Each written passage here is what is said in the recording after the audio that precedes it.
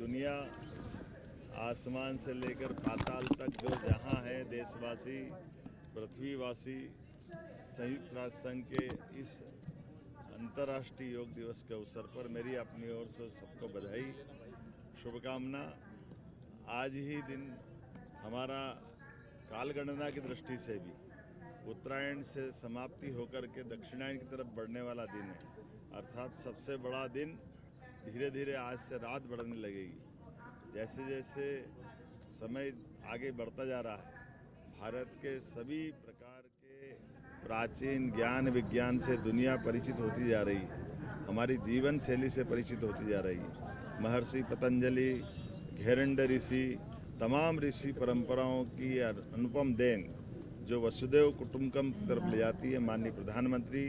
श्रीमान नरेंद्र मोदी जी के अभ्यास और प्रयास के साथ आज 11वें वर्ष में ये अंतर्राष्ट्रीय योग दिवस मनाया गया,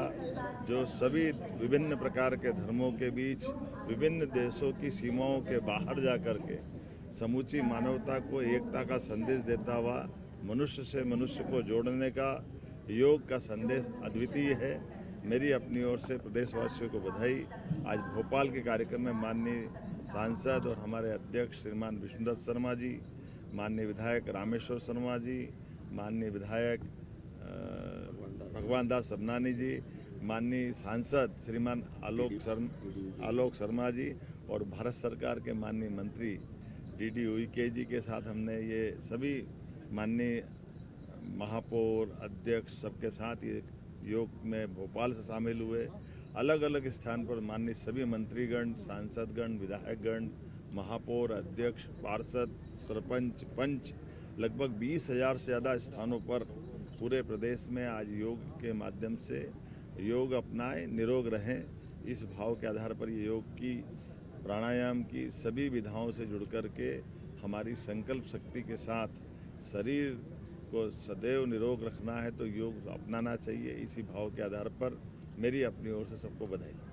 प्रधानमंत्री जी ने मैसेज दिया कि आज पूरी दुनिया कहीं ना कहीं किसी तनाव से गुजर रही है। हाँ, एक पृथ्वी एक स्वास्थ्य, इस भाव के आधार पर जो हमारी प्राचीन काल की वसुदेव कुटुंबकम की परिभाषा है,